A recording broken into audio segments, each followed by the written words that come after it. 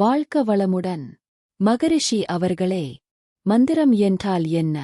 அதை உச்சரிப்பதன் கருத்தென்ன? வாழ்க்க வளமுடன். பக்தியோகத்தில் கடவுளை வணங்கும்போது மனம் ஒரு குறிப்பிட்ட வடிவத்தை எடுக்க வேண்டும்.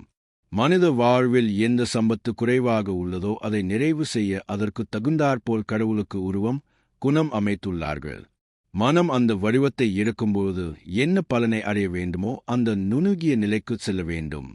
புறமனத்திலிருந்து நடுமனத்திற்கும் பிறகு அடிமனத்திற்கும் சூப்பர் கான்ஷியஸ்னஸ் மைண்ட் செல்ல வேண்டும். மனம் அந்த நிலைக்குச் செல்ல அதற்கேற்றவாறு 51 அச்சரங்களிலிருந்து ஒலி வடிவத்தை சித்தர்கள் அமைத்துள்ளார்கள்.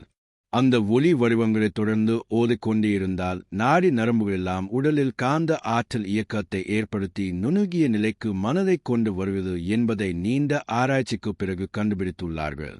வாழ்வில் மனிதன் ஒரு பொருளையோ நலத்தையோ உயர்வையோ அடைவதற்கு ஏற்படுத்திய ஒலி அமைப்புகளுக்கு மந்திரம் என்று பெயர். அவ்வாறு அமைந்த சொல்லை உச்சரிக்கும்போது சொல்லின் முதலுக்கும் முடிவுக்கும் இடைப்பட்ட ஒலியே கியூபிக் இன்ச்சஸ் பேர் மந்திரம் எனப்படும். மந்திரங்களை உச்சரிக்கும்போது புறமனம் அடிமனத்திற்கு செல்கிறது. அடிமனம் என்பது இறைநிலையோடு தொடர்புடையது.